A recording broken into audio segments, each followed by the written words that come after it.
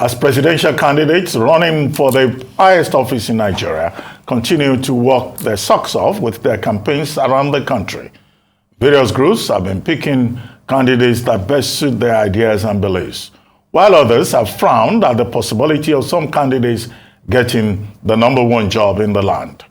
A group of northerners, led by Professor Usman Yusuf, former chairman of the National Health Insurance Scheme, Ladan Salihu and Mahdi Shehu, have stated that it is suicidal and destructive, allowing the ruling All Progressives Congress to return to power in 2023. The declaration was made by the group Northern Awareness Initiative in Kano at a press conference, saying the same will take place all over the North in subsequent days to educate the grassroots on the need to vote out the ruling APC. Joining us on this show this morning as we discuss the position by the Northern Group is Honorable Musa Sarkin Adar, a member of the Federal House of Representatives for Goronyo Gada Constituency, Sokoto, and Chairman, House Committee on Petroleum Upstream. Honorable Adar will also be talking about the expiration of the 48-hour ultimatum given to the NNPC Limited and oil marketers by the State Security Services to end fuel scarcity. Welcome to the morning show, Honorable Adar. Good to have you again on the program. We're straight to the business. You just heard the group, led by Professor Usman Yusuf, Mahdi Shehu, Ladan Salihu, saying that the APC should be rejected at the polls. For two reasons, they said. One, the poor performance of the APC since 2015, and second, they talked also about incompetence and the state of health of the APC presidential candidate, Asiwaju Bola Ahmed Tinubu.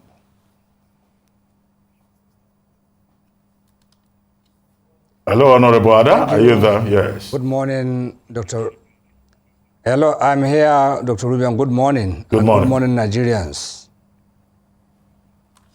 Do you want me to respond to your questions? Yes, please go ahead. And I appreciate my being here this morning.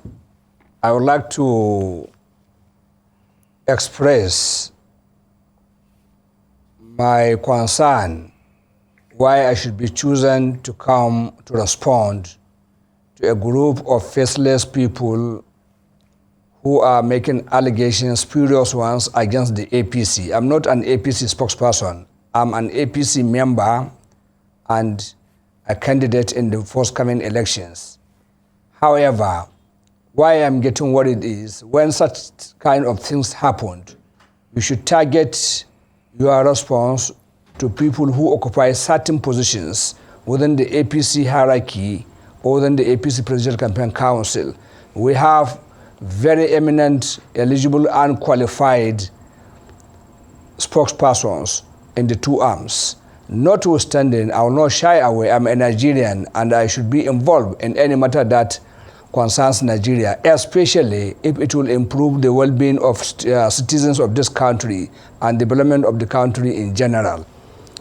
With regard to the allegations made by the three people that we have mentioned, in the first place, I don't know any of them personally, and I don't know their character traits, but I have been listening to their outburst on televisions and media, and I have read little about their allegations.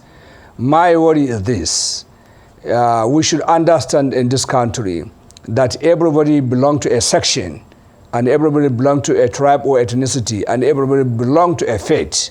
However, having gotten ourselves to live together for over 100 years since the advent of colonialism in this country, time has come when all of us should now try to be united with the spirit of understanding as human beings. And anybody who prepares to be a leader and anybody who wishes to be seen as a leader should always try to strive hard to live above sentiments of any of these primordial issues that I have mentioned. Yes, we are humans. It may be very difficult to dissociate yourself from your background, but it has happened in many places. Most recently, and a good example that one can cite here is the example of Rwanda, where they have a genocide of one tribe against the other, the Hutus against the Tutsis. It was sponsored, the killings of the Tutsis was sponsored and encouraged by the government of that time, who were in power, who even armed the youth and all others that they should go and kill their Tutsi brothers and sisters. Even when a Hutu is married to a Tutsi woman, he will be encouraged to go and kill her or kill her children, and vice versa, because the Tutsis are a minority, and we know what have happened. But today, these people have become very united to the extent of nobody identifies himself with his ethnicity of Tutsi or Hutu, but rather they are Rwandans. I'm not impressed. Let me finish, please. Let me finish, please. I listened to a clip of an advert in Hausa language, which is circulating by the duo of Mahdi Shehu and Professor Usman, where they are saying people should read the APC because of a statement credited to one of the ministers of President Buhari, Hadi Sidika. Like I have said, I come to a very wrong time and wrong place to discuss an issue that is not mine. It is an issue that should be responded by somebody who is sitting on a publicity position in either the APC campaign council or in the APC headquarters. However, like I said, as a Nigerian, I'm giving this background because I believe in the unity of this country. Many people lost their lives to defend this country when somebody attempted to disintegrate the country, and we know the consequences. And now for somebody to come and start professing that because of a certain background of somebody based on ethnicity or faith or anything, that person should be rejected. This is I will never support. I belong to the North. I'm proud of the North. I wish the North should progress, but alongside Nigeria. I cannot divide from where I come from. I'm Hausa by tribe. I'm Hausa Fulani. My mother is Fulani. My father is Hausa. But that does not mean I should not cohabit with anybody from the other tribes. I'm a Muslim as well, a very proud, good Muslim. But that does not mean I should not cohabit with a Christian. I studied with Christians in secondary schools. In my primary school, there was no Christian in my class. But in secondary school, I had many Christian classmates, and we lived peacefully with them. One of them used to spend his holidays with me in my village. He was from the southwest. And I also visited their own families, and we still maintain relationship. We are friends. He professes his faith, I profess my faith. Having a friend from other tribe or from other religion does not negate you from being what you are. We should try to live above sentiments. If at the level that we are blessed, God has given us opportunity to have gone to the schools, from primary school to university, and now to come and socialize with people of various strata in businesses. For God's sake, how could somebody come and become a champion of this integration of people? Whatever problems they have in Katsina, let them go there and have it in Katsina for Mahdi Shehu and Professor Osman. But not come and make it a Nigerian factor. They should go there. Between PDP and APC, it's their choice to choose a governor of their wish, but not to escalate it to the point of hatred. To me, I don't appreciate anybody of such a standard. I don't want to join issue with any of them. Like I've told you, I don't know any of them personally. I've seen them on the pages of newspapers and on television, like they have equally seen me. None of them can say he knew me personally, and I have nothing personal against any of them. I don't want to join any issue with them, but I'm calling on them and the likes that please, whoever professes to be a leader should try to do what will unite not only Nigeria, even his own internal local community. We are leaders. Like now I come from Gada and Goronyo, so I should go there and start saying people of APC should go against the people of PDP to live in the disharmony. No, I will just go and campaign. If you believe in me, if you believe in my capacity, I have led you well and my party, come and vote for me. If you don't like me, go and vote to the person of your choice. That does not mean I will not win election, or I will, if I go and say, oh, vote for me, the other people are this and that, that will give guarantee to my election. No. Success comes not because of what you have said. Success comes by the grace of God and by the way you are known to be real. Somebody should not just come and start saying things anyhow. Never. People should not be desperate because they are looking for power. Should not be desperate because they are looking for money at any cost. If we go by a video clip purported to have been sponsored by one of the Hausa comedians or Hausa actors Babanchinedu, or what he said, there was a transaction of chat between Mahdi Shehu and Bola Ahmed Tinubu, where it was alleged that Mahdi Shehu accosted Bola Ahmed Tinubu, requesting for a certain amount of money for him to go and blackmail Atiku or blackmail other aspirants, and for him to praise Tinubu, and Tinubu declined. I don't want to believe such claim is true, but I have seen it. And it has widely circulated. So Honorable Adar, Honorable Sarkin Adar will come now. Listen, please give me time. Let me initiate. People should understand the basic. I want to ask you a follow-up question. So that my point can be seen clearly. I want to ask a follow-up question. If I have not finished, you cannot. Please let me finish. Let me finish, please. Go ahead, please. So that people can understand clearly the point I'm making. I'm not here to campaign for anybody. I'm here to say the things as they are supposed to be. I'm called here as a leader, I think. I'm not called here just to come up to be a charlatan. I'm here as a leader. I'm part of the leadership of this country, and I appreciate the privilege God has given me. And I want to utilize this opportunity to educate Nigerians to live in harmony. We have to build a nation, a very united, very nation, before anybody can strive and become what he wants to become. We should not be living on primordial sentiments in order to promote our personal interest. We shouldn't. A leader should not do that. A leader should be courageous. A leader should be honest and sincere. Whatever comes, you should look at it at various angles. The most important, the angle that will help the country to be peaceful and to develop well. Thank you. Go ahead with the question. Thank you, Honorable Sarkin Adar, and thanks for what you said as a leader yourself about the importance of pushing unity rather than hitting of the polity. However, in the statement, there's some issues that they speak to, and that's what I'd like to ask you as a member of the APC, and just to talk about what your party, under the candidature of the president when he was running for election, President Muhammadu Buhari, of lifting 100 million Nigerians out of poverty. What they have said as a basis for their argument as leaders is that the APC has put, under their government, the National Bureau of Statistics has released data that 130 million Nigerians are poor. They also talk about the fact that 20 million Nigerian children are currently out of school.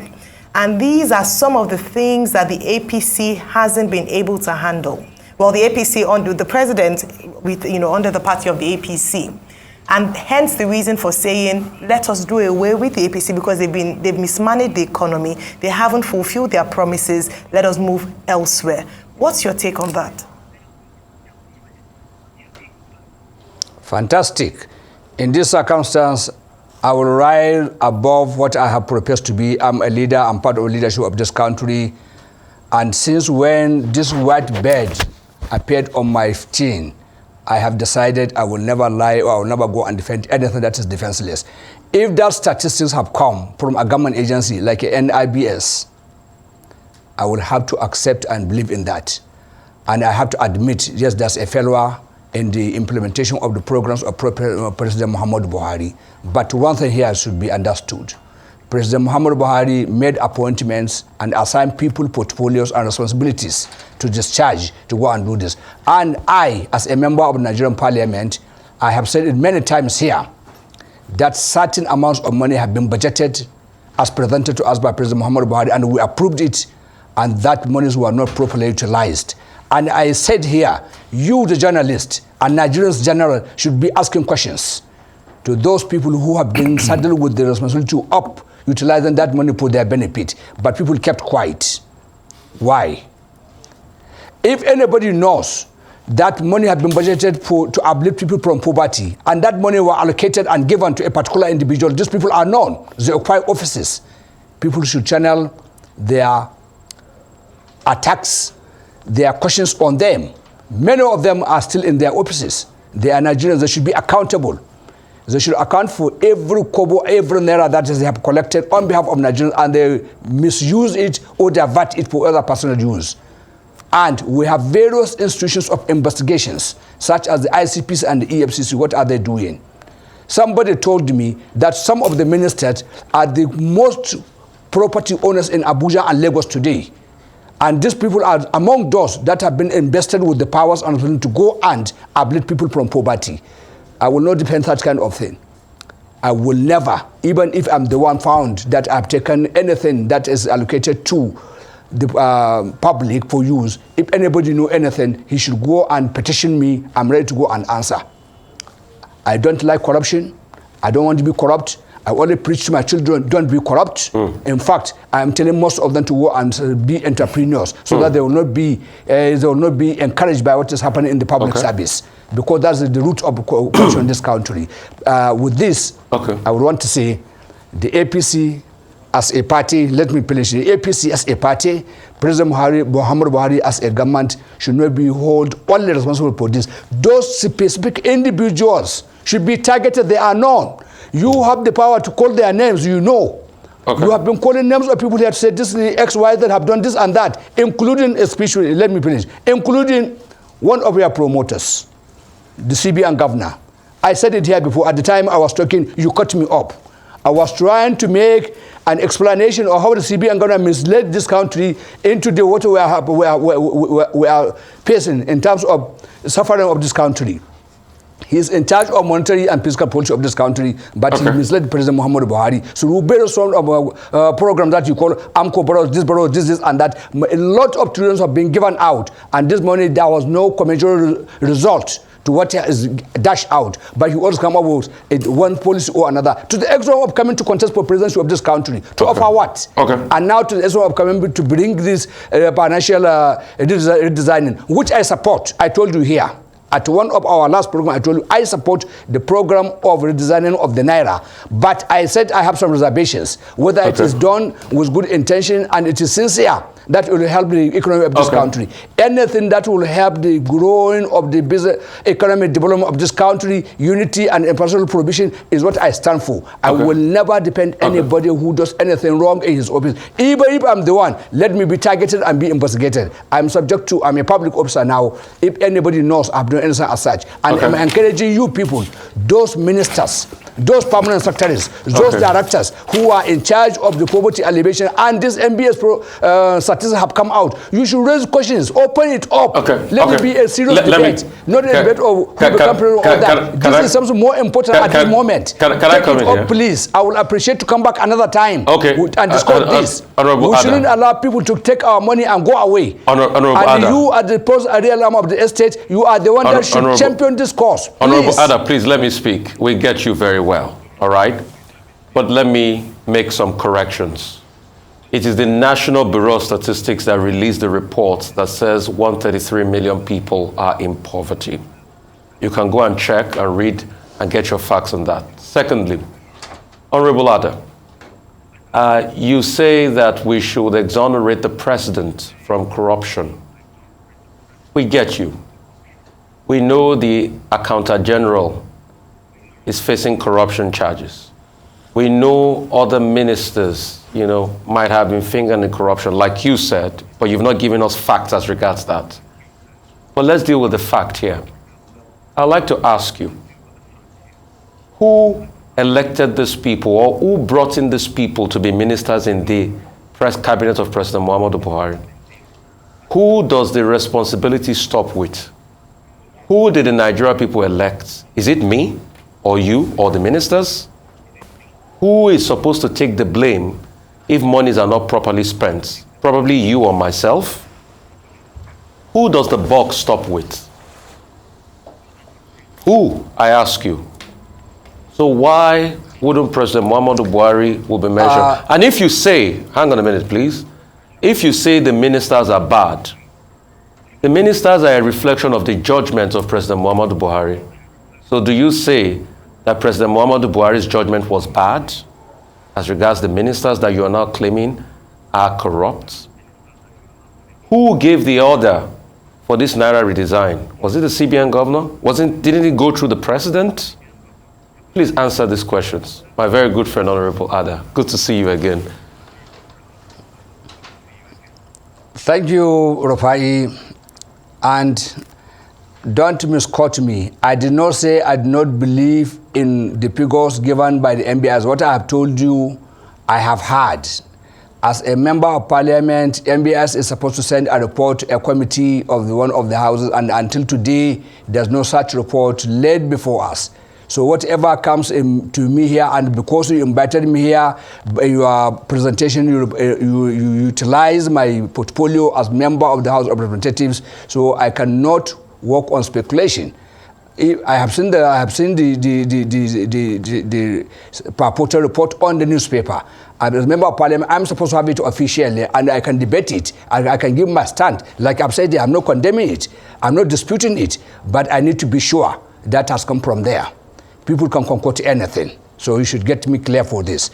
Second, like you said, I and President Buhari, I as elected, President Buhari as elected, and whoever is elected are supposed to be the one asking questions on whoever does any misconduct of his public appointment. I agree with that completely. But you too, I remember in one of your statements trying to justify why Bola Ahmed Tinubu should attend one of the town halls organized by your media. You are saying you quoted a constitutional provision which gave you the powers to make sure that there's good governance in this country, and as such, you are empowered to invite any presidential aspirant or any candidate of any party to come and appear and make his position known to Nigerians. And even when they responded, that does not translate into you must compel somebody to come. It is a choice. You still insisted. I was following you up. I'm not trying to make an argument here on that, but I'm only trying to draw your attention to understand this. So by that constitutional provision that you said you are empowered with, you are equally empowered now. If you believe in the report of the MBIS that out of 200 million people, about 120 million people have plunged into poverty, or 20 million people plunged into poverty, whatever vis-a-vis, I have not been sure of the figures as it is. It may be 20 million or 120 million, whatever it is. You should champion. You know those people who are assigned responsibility of removing people from the poverty. You know them very well. Like I've said, I come here on invitation. I should not mention any of anybody. You could, by that provision you have quoted, you can say Minister so person was allocated so amount of money for budgetary allocation in this year or last year or since when he was appointed, and that money have not been seen to have affected effectively on what he was asked to do. Where are the monies? Then you should also equally call on the various investigation agencies, anti-corruption agencies especially.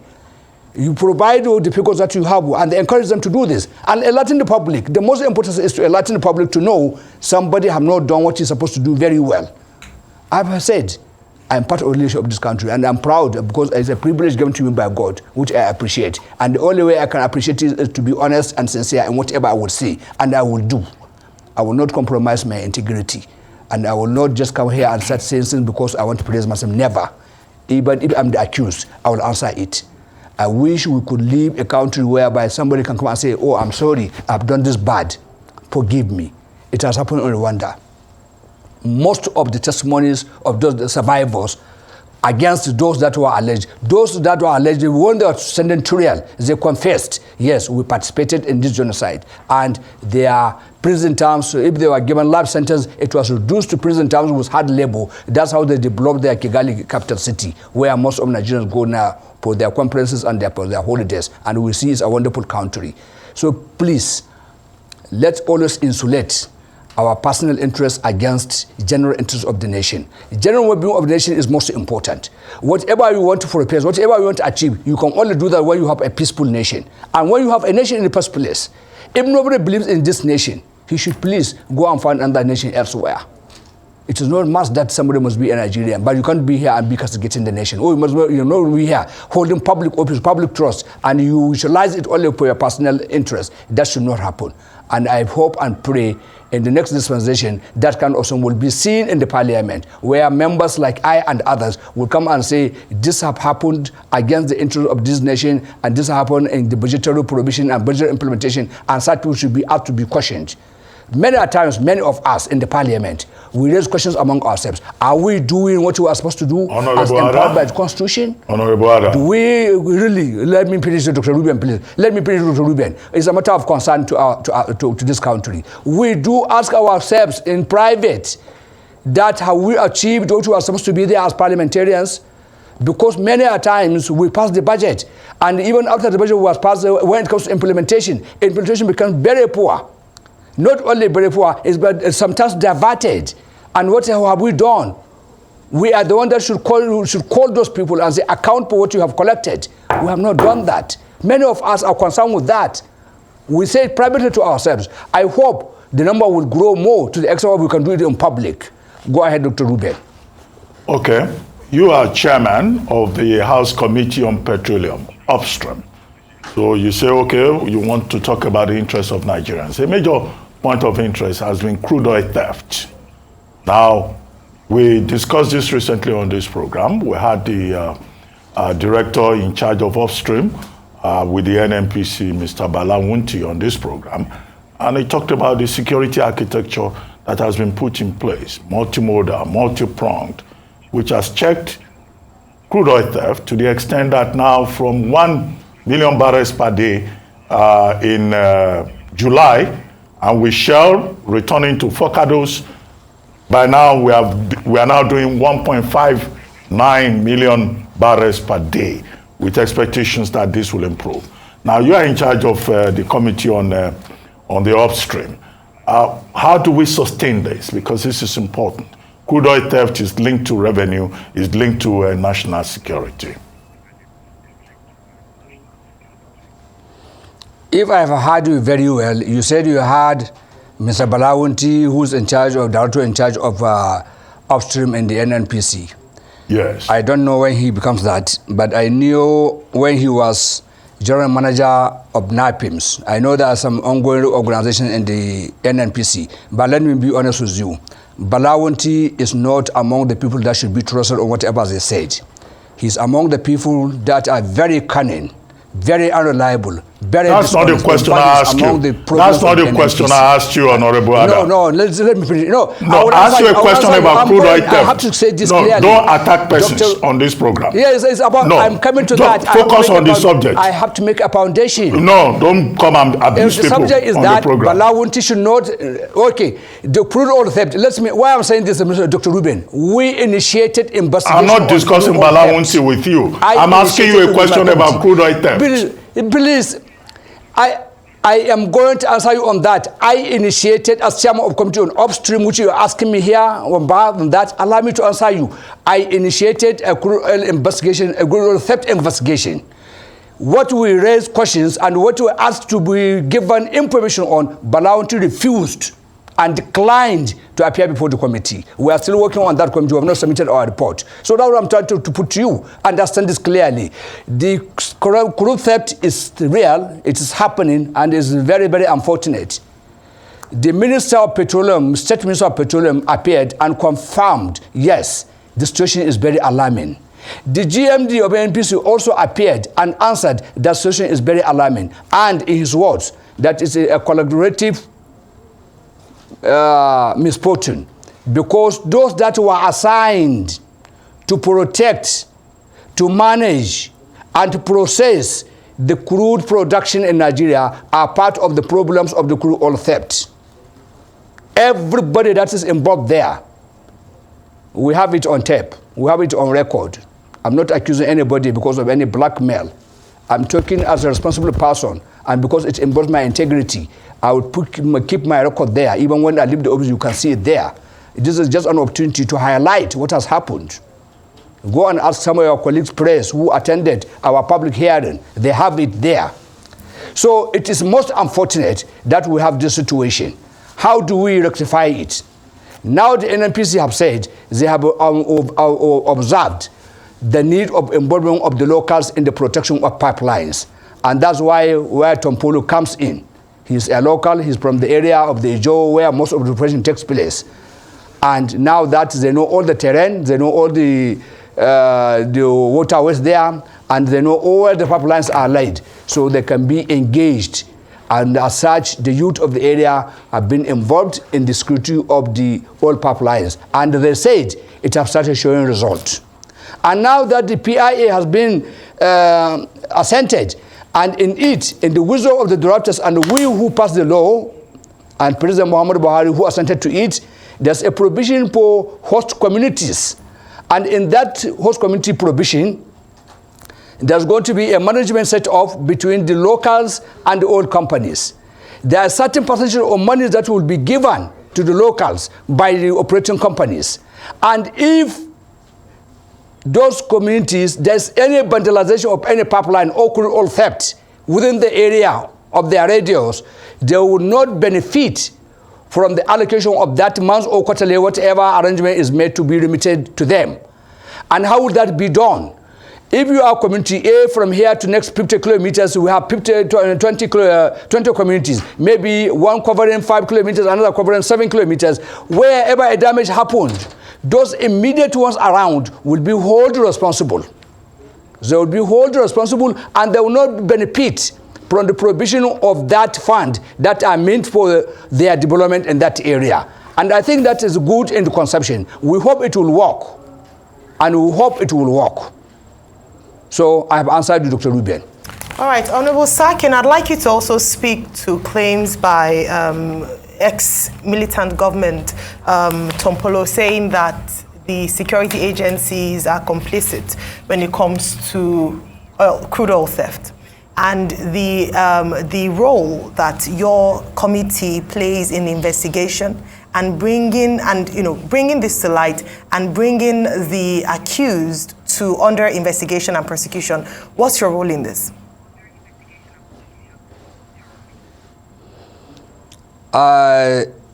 We were a committee from National Assembly have visited part of the areas that are under the jurisdiction of Mr. Tompolo, but he did not told us that the security are the accomplices of this kind of thing, but he told us far-reaching revelations which we have not compiled yet our report and submitted, so I'm not eligible to discuss it here. Whenever the report is ready, we will table it before the House, it will be debated, and whenever the resolution comes out to you, people will know, and at that time I will come here and answer you directly on whatever question that regard there. I don't want to preempt the report of that committee. I am part of the committee. We will study the area together with me. It's a referral made by the House of Representatives to our committee. It's a joint referral to my committee and other committees, and we are still working on that. So I'm limited by our ethics and rules to come and say anything on public before a report is submitted. Okay.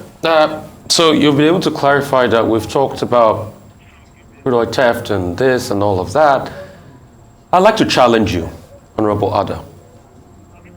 You said some ministers are the biggest real estate owners in Lagos. Can you back your claim up with facts? I cannot give any fact, but like I have said, it's an analysis I was making that it is speculated. You should remember I said it is speculated that some of the ministers are biggest property owners in this country. Like you know very well, nowadays, most of the property owners and the investors are the public officers, which you and I fall into category. You could be one, I could be one, Rufai. Honorable I'm Adar, not saying any particular minister, but that's speculation. Honorable Adar, I said back your claim up with facts. That's all we want here. Facts rule. Back your claim up with facts. I have told you that it is. I said it is speculated. From the beginning, I said it is speculated. So if it is speculated, we should now go deep, you and I, to go and find out whether it's real or it could be true, it could be false. Both you and I, is an honor on us. You as a journalist, I as a parliamentarian. Okay, thank you. I can bring up emotion on that to go and investigate. You should escalate it from here. Go and investigate and find out. You are a journalist. And you are an investigative journalist. And that was I respect you. I like to engage you always. Okay, thank you very much. I appreciate your challenge to me. So this is my sound on that. It is speculated. So let's move it up from speculation to find out the reality of that and come back here and say, yes, we have found out, yes, that allegation is true or that is untrue, is baseless, and we throw it away. Okay, thank you very much, Honorable Musa Sarkin. Just a small takeaway. How many properties do you have? Just a small takeaway for you. It's a trite principle in law that he who alleges must prove. So even when we go about speculating, you must be prepared to prove. That is a trite principle in law. But thank you very much for joining us.